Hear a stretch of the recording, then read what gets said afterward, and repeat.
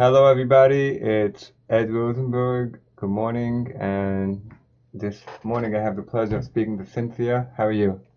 Good morning. I'm doing great. Okay, so myself and many other Amazon sellers, we were away for Rosh Hashanah the past couple of days. A lot has happened, so we're doing this late breaking news interview to try to summarize everything that we missed, okay? Okay, I'll What start. happened? What happened? Okay, so the first thing that happened was that Amazon had a major policy change for their review programs. And what they basically said is that the only review program that is acceptable to them is the Amazon Vine program. So they have basically said no third-party programs are acceptable. You cannot give away free product anymore and ask for a review.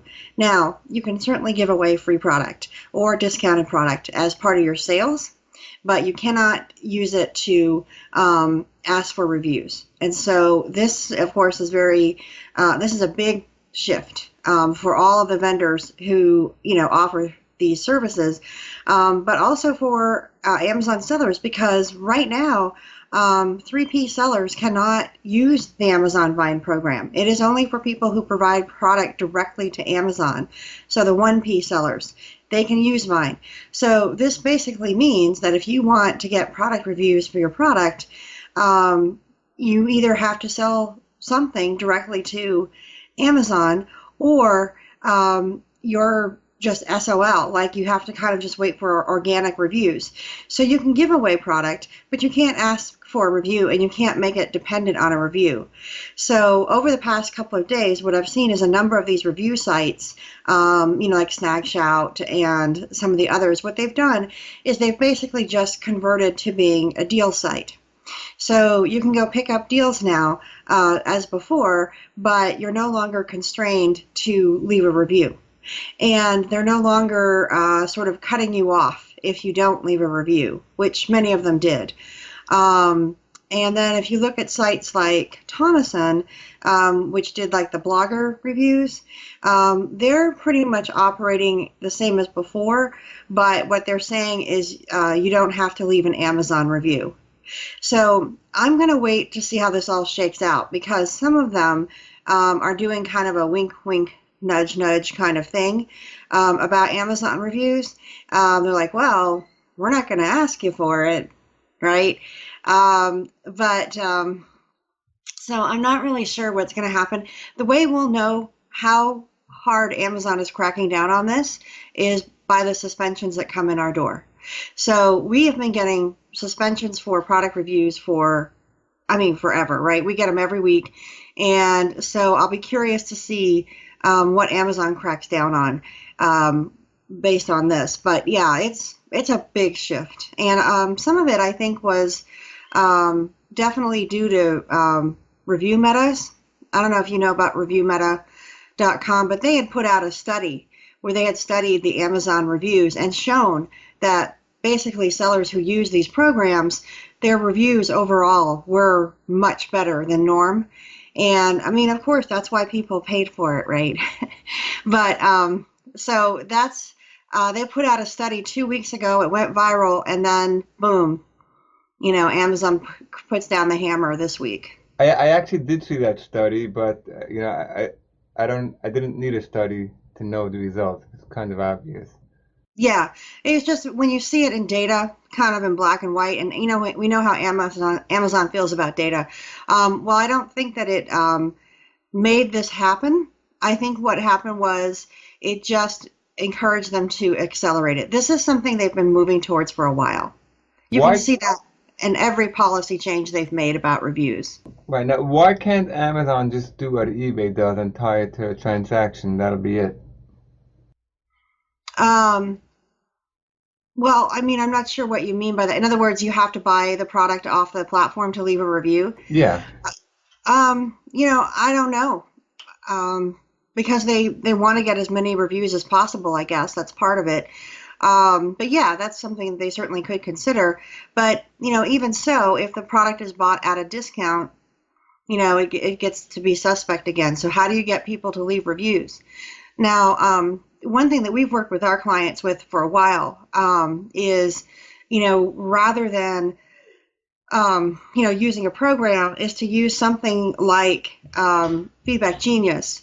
So if they have a product that they're trying to support, rather than asking for seller feedback, they instead ask for a product review, and that helps. It's a modest bump, right? It's not like those programs were, like a Snagshot or any of those other programs where they'd really get a lot of reviews. But it does help, and so that's still allowed. You can still ask for a review. You just can't ask for a review in exchange for a free or discounted product. Right, those reviews which Feedback Genius or Be Cool entities do, that's just when you're selling when you're sending the feedback solicitation, you're also sending them to the product review. The problem is those reviews end up being bad. Well, they are if your product is bad. That's the other problem that Amazon had with the third-party reviews and the review programs, is that when you got organic reviews, they might be a more modest 3 or 4, but when they were incentivized, you were getting 4s and 5s. And, what was the reality of what the product actually was for the buyer? So it generally was lower. And so, there are people who have come to us who are upset by their product reviews. They want us to get rid of the bad ones. And, they deserve some of them. I mean, for all the ones that might be competitors or, might be dirty tricks, there's a whole bunch that are just real people who are not happy with the product. And I always tell my clients, why are people having problems with your product? You need to look at that. So sometimes it really is a helpful, feedback to know what's really happening with the product. Now, what's going to be with all the millions of reviews on Amazon that was left through these sites with a disclaimer? Are they going to be removed? We don't know that yet. I suspect that some of them definitely will. Basically, there's people out there right now who are suspended for product review programs. And every time you're suspended, what Amazon insists on is that you give your lists of all those reviews that are not compliant, and then it takes them down. And what many sellers don't realize when they try to game the system is that Amazon is asking you a question they already know the answer to. They already know which reviews are not compliant. And the data that they have on each transaction is mind-boggling. And so those are going to continue to happen. We're going to continue to see reviews taken down for those reasons. But going forward, I'm not sure. I'm not sure what's going to happen retroactively to sellers who never were suspended or don't get suspended. I suspect they get to keep their reviews. This is one of the questions that we're trying to find out through our contacts at Amazon. Because people invested tens of thousands of dollars in those reviews. It'll reshuffle the whole site. Yes, it would make a huge difference if they're all taken down. So it's hard to say what Amazon is going to do about that. Either they'll continue to suspend people for, improper product reviews and take them down that way, or they might do something unilaterally, like you said, and just remove every review that says was, given in exchange for a free product. I really don't know. They have not said yet. Okay, now what should people do who, a lot of people have a whole system going where they're sending hundreds of reviews. So they woke up this morning and they're watching this video, or they probably saw already that updated terms of services. What should people do if they have stuff going in midstream? Well, basically, it depends on what programs they're doing. Like, if they're doing other programs like social media, Facebook, Instagram, Pinterest, those are all okay. But what you can't do is ask people to leave a review on Amazon. So if you're giving away free product and you're asking people to share socially, please share with your friends on Twitter, Facebook, that's fine. Okay. What you just have to be very careful now is to be specific that you're not asking them to leave a review on Amazon. So, like the people who use the Thomason blogs, for example, they are still welcome to do blogs, but the blogs can't lead back specifically to Amazon, and they can't leave a review on Amazon. So basically, it's still a way to get influence for your product. It's still a way to drive traffic to your product. And if you have those programs in place, I would continue them, just realizing that they can't leave it on Amazon. If they're using a program that where people are asked to leave, now I will tell you, most of the vendors sent emails out to their reviewers, and basically on Monday said stop, right? Don't leave a review. So this may have already been taken care of for you if you were using a program. They may have already sent an email to your reviewers that had maybe just gotten their product but not left a review yet, saying don't leave a review. So, but I suspect there'll be a little bit where there's some reviews that still come in from a couple of weeks ago, and Amazon has to know that's going to happen. Yeah, I would just simply tell them they need to talk to their vendors. They need to stop the programs. They need to make sure that it's very clear if they're still going to use a review program or a giveaway program that they are not obligated to leave a review on Amazon, and that you're just seeking maybe social sharing kind of thing. I have a feeling the next step from Amazon is they're going to open up Vine to everyone. That seems likely. I mean, it makes sense, because if they tell you you can't use any product review programs and then they only allow Vine for their 1P sellers, I mean, that's really kind of crappy. So, yeah, I suspect we may see that they do that, although I don't think they recognize what kind of tsunami they'll be unleashing on themselves by doing that. What do you mean?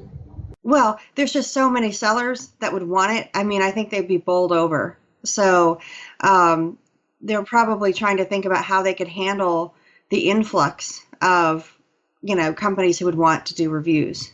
They should leave it. What they should do, Amazon, if you're watching, is max it out a couple of reviews per ASIN. In other words, everybody gets to get 2 reviews, just to get the item going. And Well, yeah, and they generally do put kind of a limit on it. Like usually people who use their Vine programs, they get between 10 and 15 reviews. So that's enough to start a product, like you said. And I'm sure there's ways that they could control it so that most of the reviews are organic and not, suspect. okay, last night I got around 20 texts from people saying that they got this email from Amazon saying that you should fess up if you have any related accounts.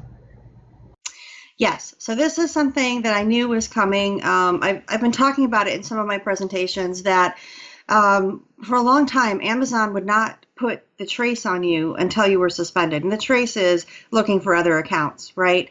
And so, a lot of people would think they were getting away with something because they'd never gotten caught. And I would always say to them, it's because you've never been suspended. Once you're suspended, it's going to be different. Well, what Amazon had told us about a month ago was that they were going to proactively put the trace on everyone. So I looked at these emails. Of course, many of our clients got this too. And I will say a couple of things. One, it doesn't seem to make sense how they're doing it, because a couple of people that they have sent that letter to have never had another account. Like, it's a point of pride. You know what I'm saying? And so they're like, I can't believe I got this email. But then there's other people who didn't get the email who probably should have. And just saying. So I'm not really sure what their criteria is. And I look at it as a kind of amnesty. What they're doing is they're giving you a chance to fix it now. And so there's a lot of sellers out there who may have multiple accounts because a brother or a cousin or somebody opened an account, sold 2 items, and never did anything again. Or they just didn't know what they were doing. Or there's a lot of multiple accounts just from kind of stupidity, right? Or not understanding Amazon's rules. And many times they never ever sold on the second account. So this is a chance to get those closed down, taken care of, and get right with Amazon.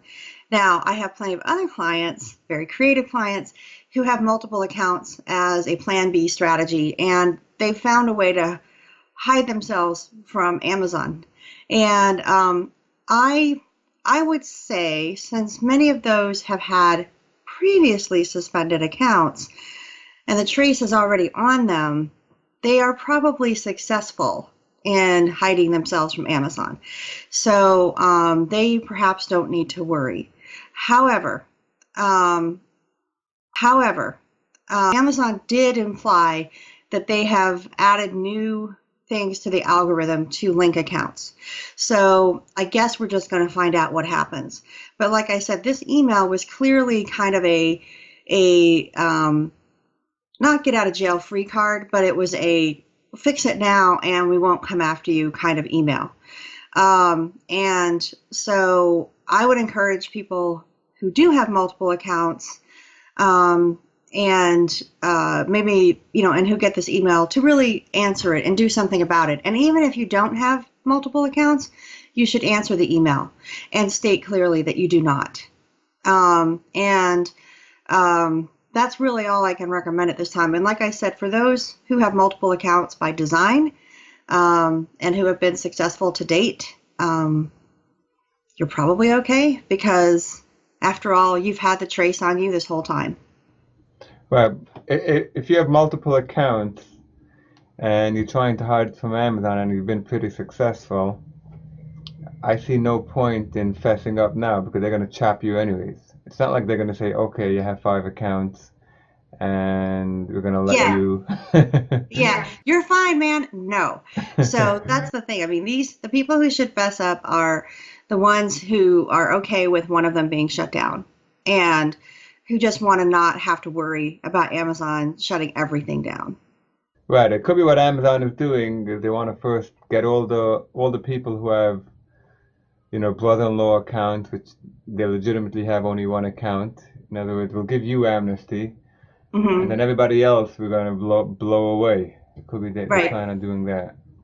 Right. And then there's also a lot of family accounts. So, we're cousins or, whatever. And so they are also being given the opportunity to make their case for having 2 accounts, right? They can say, we legitimately really are 2 different businesses in 2 different states. We're not one family business, blah, blah, blah, blah. And so that's why I said it's kind of an amnesty because you're given an opportunity to make your case now and not later after you've been suspended. So that's, so I would think about that too for people who they know they have multiple accounts in their family and who may be concerned, well, what if Amazon links them and wants to shut one of them down? So this is your chance to explain why that account is not the same as yours, or you divorced that person, or we see a lot of linked accounts now that people get suspended that are a lot of that sort of family entanglement stuff, and there was no ill will, there was nothing, nobody was trying to be sneaky or anything, and so a lot of times just explaining it to Amazon and having them understand the family relationship and dynamic, they often will give permission for a second account.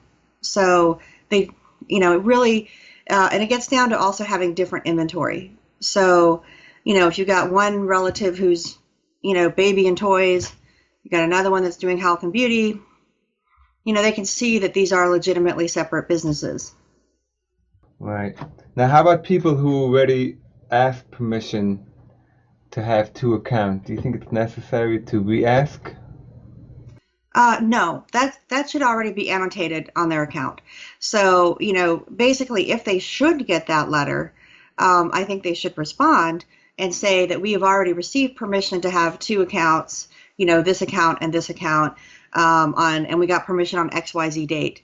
I think it's just safer to respond, but you should be fine because your account should be annotated. We've seen this happen all the time where people with 2 accounts, one gets suspended, the other one stays up. I mean, Amazon may look at the other account because they want to make sure that if you're making a mistake in one account, you're not making it in the other, but they usually don't take it down. It's certainly not an automatic thing. Mm-hmm. Right, okay. What other suspensions have you been seeing lately? Okay, so there's one suspension. We've only seen one so far. It just came up. I heard about it on Sunday. So this is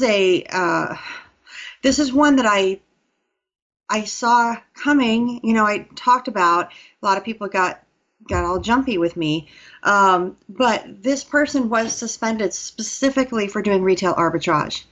They were told specifically in the email that they are not allowed to purchase items at retail stores and resell them as new on the platform.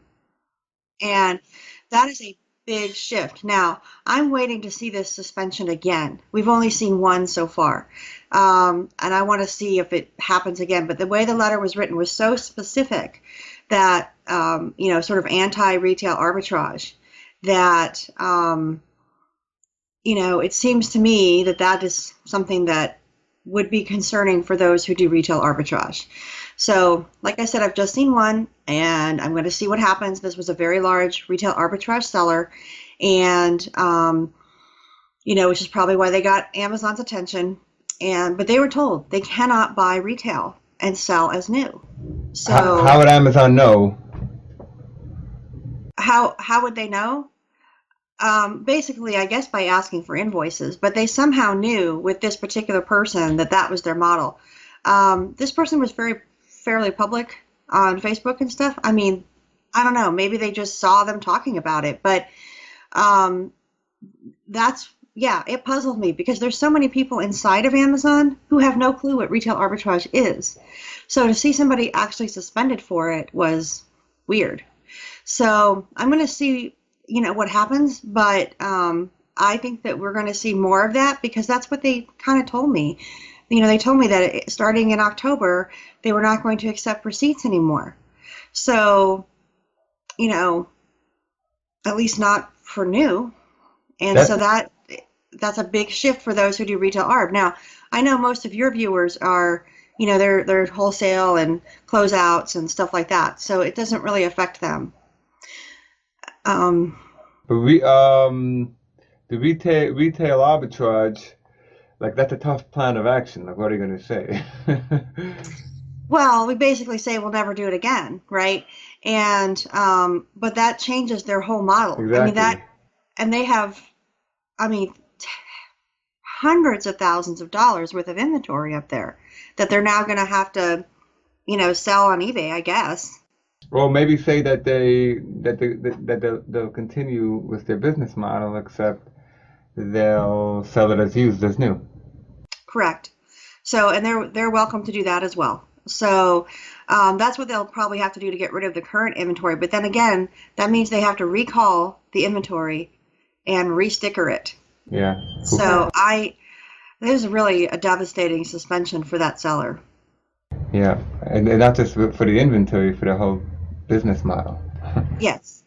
So, like I said, I want to make sure that this wasn't just some weird exception. I want to see some more, but that's kind of how we know what Amazon is actually doing, is how they suspend. Right, of course. Yeah. Okay, Cynthia, so that was great stuff, and I really appreciate it. It was late breaking news, and we'll be in touch as always. Thank you so much. Okay. Bye. Bye.